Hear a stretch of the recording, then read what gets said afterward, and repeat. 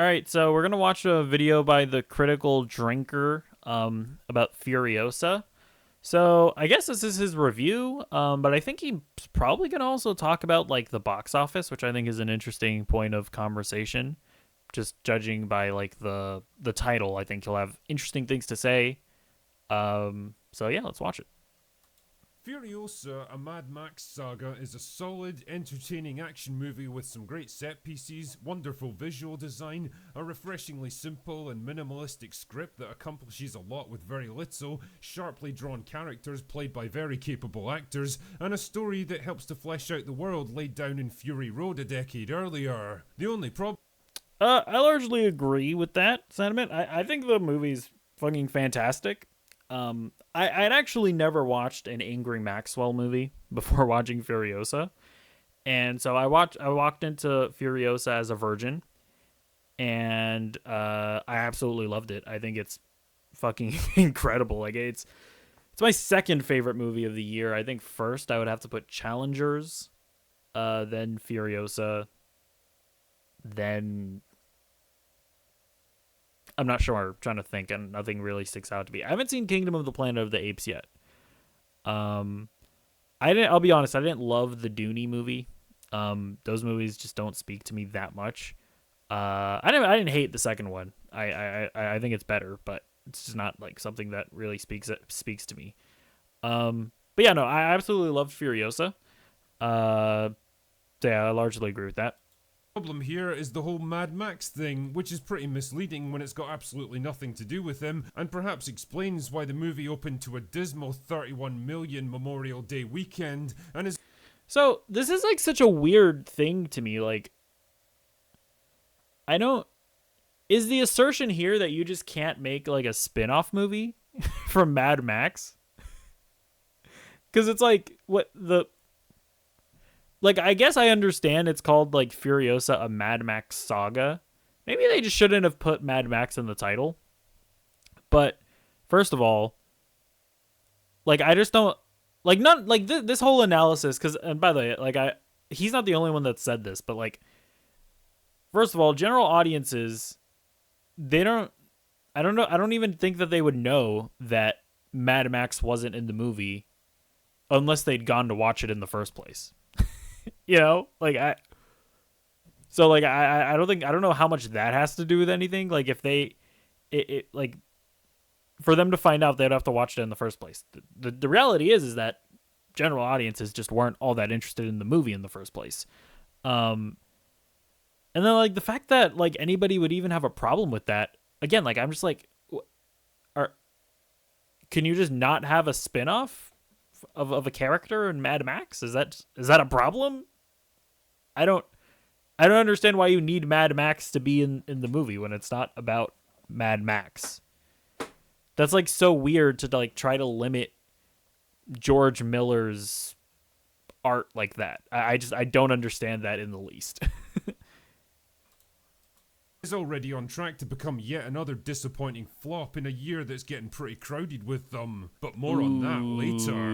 The point I'm making is that this is all a bit of a shame, because taking Furiosa on its own merits, I actually really enjoyed this movie. Which I feel like is what people should do. Like I don't understand like the mentality of like I don't want to watch a Mad Max movie without Mad Max. Why? Shouldn't the only thing that matters just be like a like whether or not it's a good movie? I don't shouldn't that be the only thing that matters? Like why are you like why does that matter? I don't even understand. The action scenes were visceral and impactful enough to keep me entertained, even if it's pretty obvious they relied a Bro, this car chase scene, I think it's the best car chase scene I think I've ever seen in a movie. At the very least, it has the best sound design, like in a car chase scene that I've ever seen. The way that George Miller uses just like the engines almost as instruments in the score is legitimately incredible. Like earnestly mind blowing. The way that this was executed. a lot more on CGI this time around. Anya Taylor-Joy and Chris Hemsworth both turning great performances, and I'll be honest, I didn't really notice the CGI when watching the movie. Like it was never really something that I thought about. I mean, there were definitely a couple scenes, especially when like the midget, like he went. There's like I think this bit is in the trailer, there's definitely screenshots of it on Twitter. But it's like, yeah, like when he comes out of the thing, I feel like that shot especially spoke out to me as like, oh, that's a CGI shot. But even in that, I don't know if this is just like weird cope for me, just because of how much I love the movie. But I even feel like even shots like that, I feel like kind of like enhance the chaoticness of the scene. Is it weird? Does anybody understand what I'm saying? If you've seen the movie, but I don't know. Simple, straightforward story of revenge and redemption was a nice change from the pointlessly convoluted crap that so many screenwriters churn out just to try to look smart. Anyway, on with the plot analysis. So the movie begins with a very extended preamble showing Furiosa as a kid living in the idyllic green place. That's still the most memorable part of the trailer for me. When just a small Australian child. Preamble showing Furiosa as a Furiosa! They took Furiosa! Kid living in the idyllic green place before getting snatched away by a gang of marauders, eventually ending up in the hands of the warlord Dementus, who wants to take the green place for himself so that he can strip it for resources. Naturally, Furiosa isn't too keen on helping him, especially after he crucifies her mother to death for trying to rescue her. Oh, spoilers. You naughty boy, Dementus. See, this is why I can't ever watch reviews whenever before watching a movie, because they just start like recapping the plot. I'm just like, bro, I don't need to know this. Why are you doing this to me? But I've already seen it, critical drinker. Bitch. Anyway, eventually he and his biker army wind up at the Citadel, ruled over by Immortan. By the way, so I was also reading that apparently resources. Apparently what they did is I didn't even notice it. It felt very natural to me.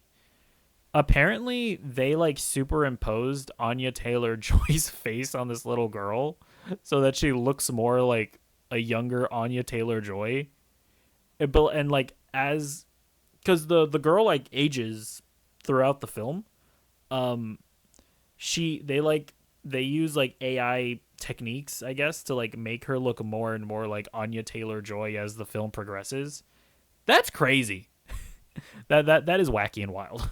Furiosa isn't too keen on helping him, especially after he crucifies her mother. And like, and don't get me wrong, it's effective because I didn't notice it at all in the movie. But when we look at the box office, another reason why the box office results are as bad as they are, is because it had like $165 million budget or something like that, which is just like, okay. You probably didn't need to do that. Like, Mad Max is not a franchise that grosses a ton of money. Like, Fury Road, as much as people, like, praised it, it did not make a ton of money. Put it into context, Black Adam made more money than Mad Max Fury Road. So, I just don't understand why they had a massive budget to begin with. I don't understand why you thought that a prequel this many years late was going to warrant that budget. I mean, don't get me wrong, as a fan, like, I'm glad they did it because the movie's incredible, but like, if we're analyzing it from a business perspective, probably wasn't the smartest thing to do. Trying to rescue her. Oh, you naughty boy, Dementus. Anyway, eventually he and his biker army wind up at the Citadel, ruled over by Immortan Joe, and after taking control of the oil refinery nearby, he's able to broker a deal where he supplies Joe with oil and Joe supplies him with food and water. And as part of the deal, Furiosa gets handed over to Joe to become one of his many wives. Man, sometimes you just can't catch a break. Anyway, Furiosa's I think I can kind of see it now. The CGI face. But again, watching the movie, I had no idea. This is messing with my brain. Okay, Of his I'm done many looking at it. wives. Man, sometimes you just can't catch a break. Anyway, Furiosa's not too keen on that idea, and after escaping, she disguises herself as a boy and becomes a mechanic instead, slowly working her way up the ranks until eventually she finds herself stationed on the war rig, piloted by the charismatic Praetorian Jack. But with tensions rising between Is that guy Martin that charismatic? Don't get me wrong, I loved him in the movie. He was great, but I don't know. I don't know if I would classify him as charismatic. and Dementus and war about to break out, what is Furiosa to do? Will she risk it all to take revenge against the man who stole Why is he everything just recapping the plot? I feel like this is like doing a disservice to your audience. from her, or ride off into the sunset in search of her childhood home? I mean, let's be real here, if you've seen Fury Road then you probably know the answer already, and I think that's part of the problem with a prequel like this. Fury Road had already Bitch, Giga Chad, okay? Never watched it, okay? I watched Furiosa first, and then I ran out of the theater when it ended because they started showing clips from Fury Road in the credits. So I like ran out of the theater and I went home so that I could watch Fury Road. So fuck you guys. I got the good experience. I got the good route in the video game known as life. I consumed this media the right way. But actually, honestly, I would recommend doing it the way that I did it. If you've never watched Fury Road or Furiosa, because like Fury Road, honestly, if I'm being completely honest, because I loved Fury Road as well. I don't know if I would like it as much if I hadn't watched Furiosa, because it really does feel like a sequel. And if you've never seen Furiosa, I feel like there's a lot in that movie that doesn't hit the same, you know? Like but like I feel like I might have walked out of Fury Road being like, I mean, yeah, the action was fun, but like the story was like whatever. Like the story wasn't really an important thing in the movie. I mean, don't get me wrong. I think even still, there were like there would have been certain moments in that movie that would have definitely hit me, like the war boy, Nicholas Holt's character. Like I'm pretty sure like his big moment would have still hit me. And I think they do enough with Furiosa and like the wives in that movie to like, you know, get you invested. But I feel like there's just no doubt that the context of Furiosa heavily enhances Fury Road. So that's how I would recommend watching it. Closed out Furiosa's story and gave us the resolution we were looking for, so this is more like filling in the gaps of a history that we didn't particularly care about. Want to know how Although I would still argue that like I think the world building that Furiosa does, I think makes it a worthwhile experience as well. But I mean, yeah, that's always going to be a thing with prequels, is that, yeah, you know ultimately where the characters end up. Although, again, there are still new characters in this movie that you don't necessarily know where they're going to end up. And I do think that that's also an element to consider as well. she lost her arm and replaced it with a metal one? Want to know more about her relationship with Immortan Joe? Want to know how she came to be in command of the war rig? Nah, me neither, because the answers to those questions are never going to be as interesting as the mystique around the character. They're all just details in a story that's already been told, and told pretty well. I mean, I disagree. Like, okay, I guess it's, to be fair, I think it's probably kind of impossible for me to, like, even, at the end of the day, like, know exactly how people that watched Fury Road first are going to feel about the situation. But yeah, I mean, as somebody that watched the movie, I was heavily invested in the narrative.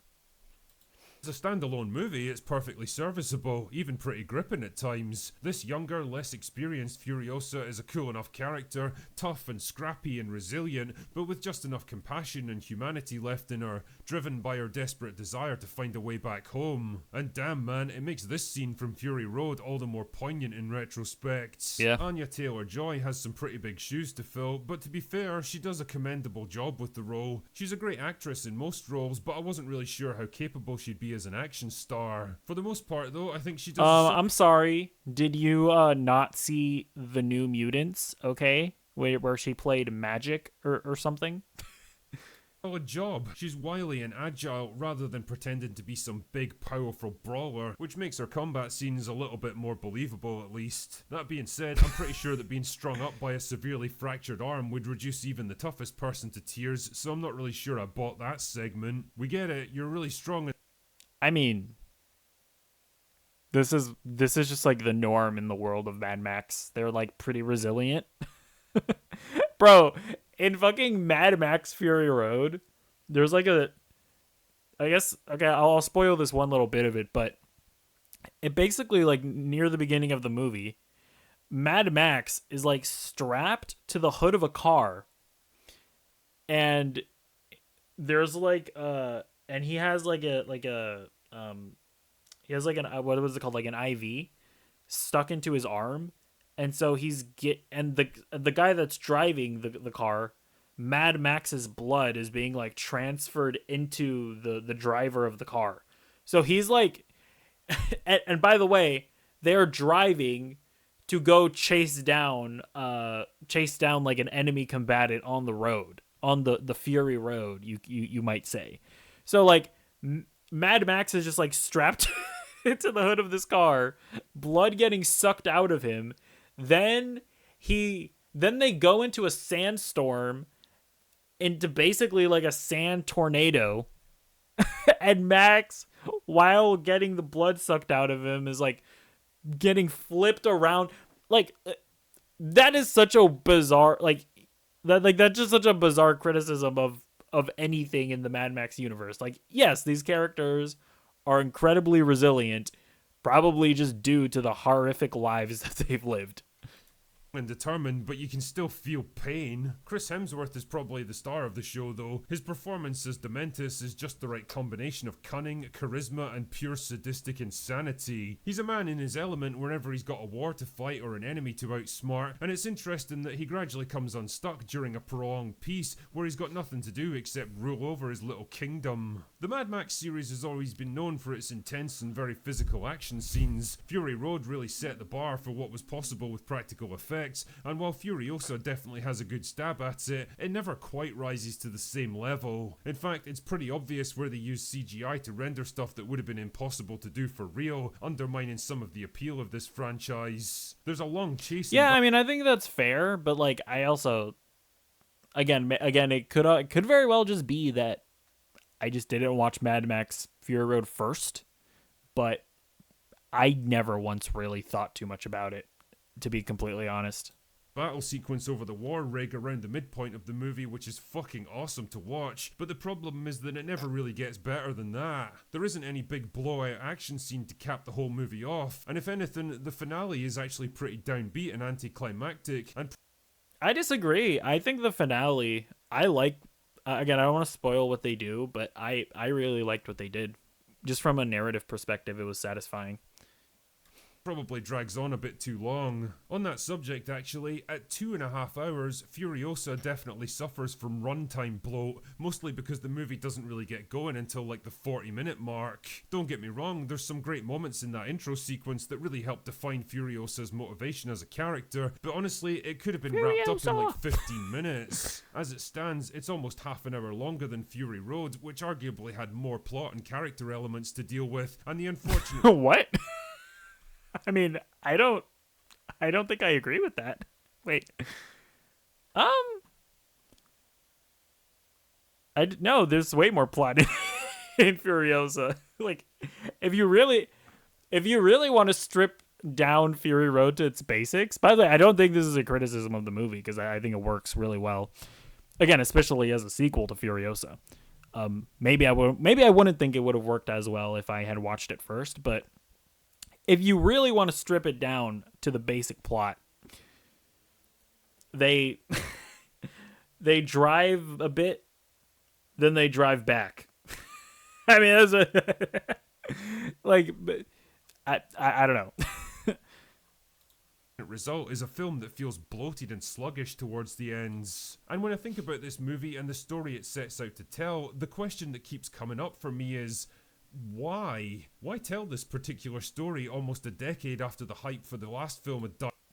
Well, I think George Miller, I was also just like reading that this is like George Miller has like had this planned like I think like decades ago.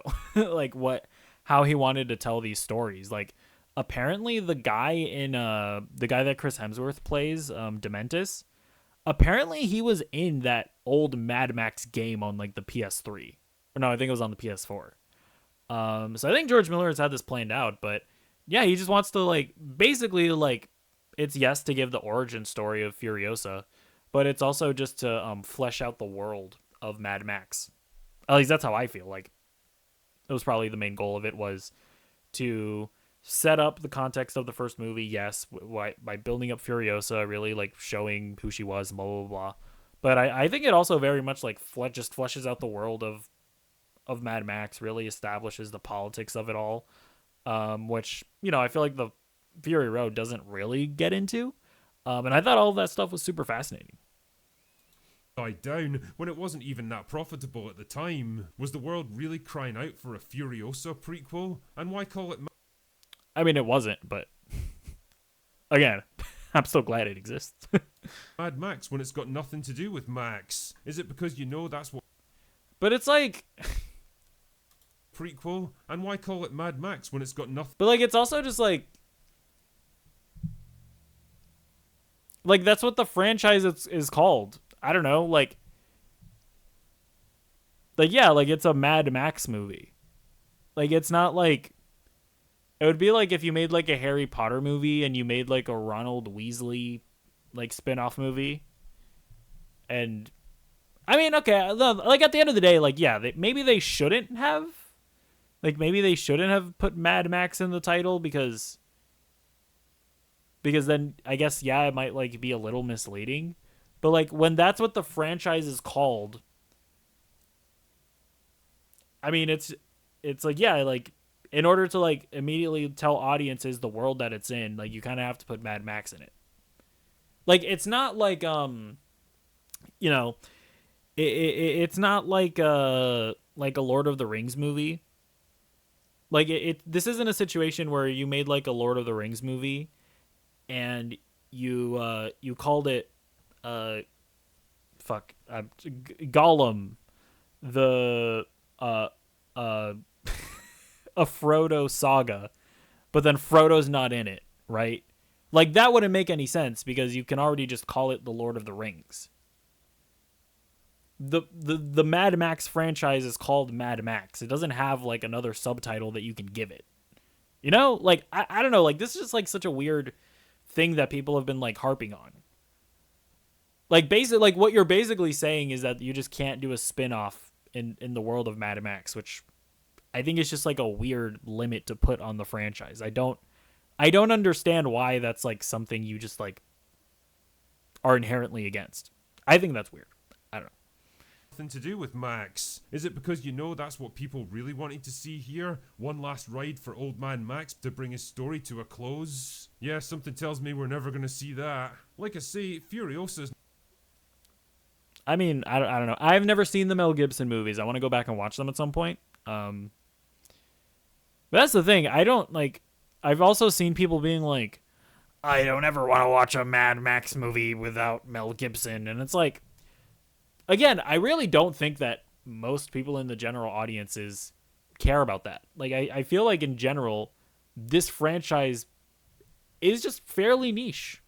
So I think if you're going to make another Mad Max movie, whether it be bringing back Mel Gibson or Tom Hardy, and Charlize Theron for like a third one, I feel like the important thing that you would have to do is just like fucking find a way to film these for less money, because they really can't keep justifying spending $170 million to make these movies, because audiences just aren't as into them as they should be. Does it disgust me that like fucking the last Fast and the Furious movie made $700 million and Mad Max Fury Road made $300 million and this movie might not even make that much? Yes, it does. Do I unironically think less of like general audiences at the moment? Kinda. I'm not gonna lie. Listen, I'm honest here. I'm a little judgmental right now. But yeah, like I don't I just don't necessarily agree with this narrative that it's like, yeah, general audiences are so into Mad Max they're not gonna watch, they'll only watch it if Max is in it. Will they? I don't know that they will. Story to a close. Yeah, something tells me we're never gonna see that. Like I say, Furiosa is not a bad movie by any stretch, and in a lot of ways it's a solid action flick that should appeal to general audiences. But then again, so was The Fall Guy and Ministry of Ungentlemanly Warfare, and those films both bombed at the box office. Maybe it's ticket prices, maybe it's because most movies end up on streaming within a matter of weeks anyway, or maybe it's just general. Yeah, I mean, there's like so much, like there's so much that that speaks to a lot of this stuff of like, I mean, movie theaters in general are having to grapple with the fact that during the pandemic, I mean, studios actively tried to kill them, and they established a norm of stuff going to streaming earlier than they ever did before. So I think there's absolutely a bunch of people that are also just like, I'll wait for it to come to streaming.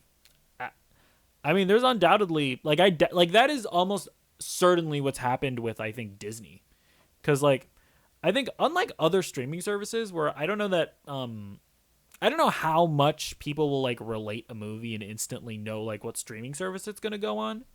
Disney has obviously done an incredible job of, almost, I would argue, too good of a job of making it very clear to audiences of like, yeah, our movies, you know that they're Disney movies, you know that they're going to Disney Plus. And so I think like when you put 3 Pixar movies on Disney Plus in a row, no shit, people aren't going to show up to Lightyear or Elemental.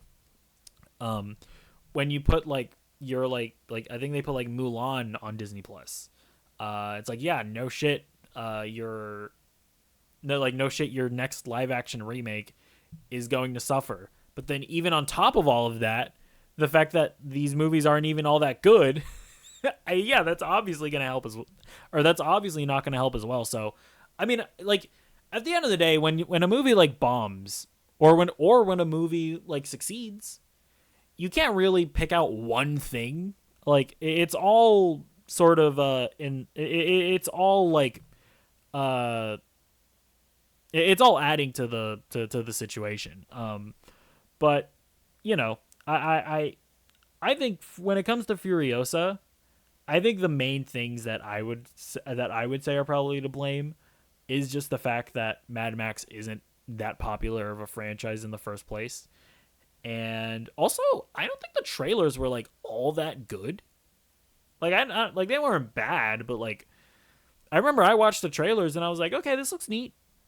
But like I wasn't like, oh my god, I have to watch this. It wasn't until I watched the movie where I had like the Danny DeVito meme where it was like, I get it now. So yeah. Apathy towards Hollywood these days. Either way, we're witnessing a depressing trend of solid, dependable films that should be crowd pleasers running straight into a brick wall of public apathy. And it seems like Furiosa might just be destined to join them. Anyway, that's all I've got for today. Yeah, I mean, people, yeah, like, cause like he brings up the Fall Guy. I'm not gonna lie, I didn't think the Fall Guy was all that good. I don't know that that's the movie that people should be like championing of like, why didn't this one succeed at the box office? Like Fall Guy is like fine. Furiosa is like one of the best action movies I've ever seen. I didn't watch the Ministry of Ungentlemanly Warfare or whatever, but you know, I think people there's that movie If that's come out that I think is also not doing especially good.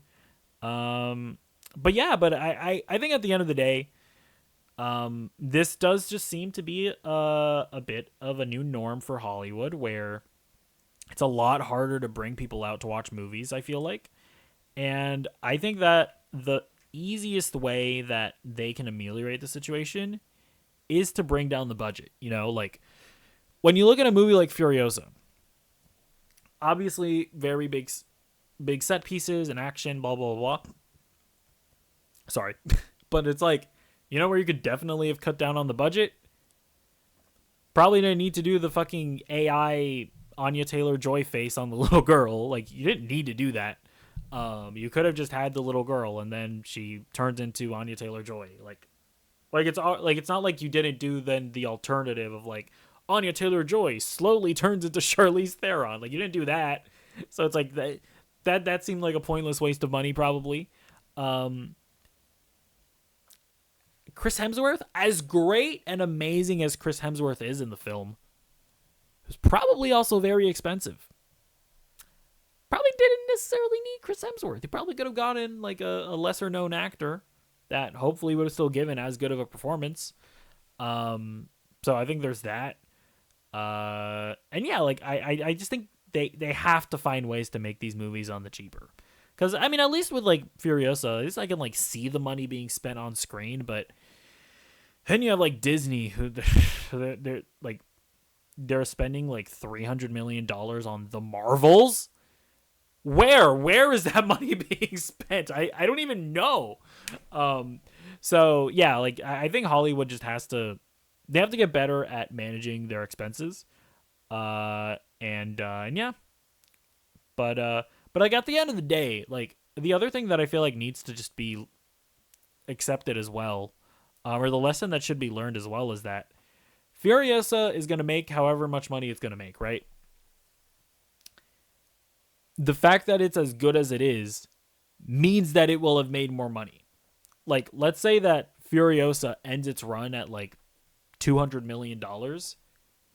If it was terrible, probably would have ended its run at $100 million. So, like, I really just feel like, I feel like this should be obvious, but like, no matter what the situation is, making great films is going to be better than not. You know what I mean?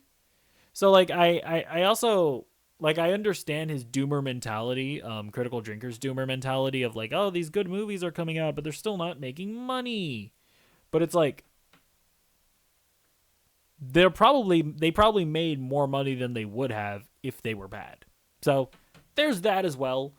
But yeah. And then, yeah, you know, this is also just another situation where anytime you see people on Twitter that are like, Hollywood slop. Hollywood only makes slop anymore. Oh, everything is MCU garbage. Blah, blah, blah. Pfft.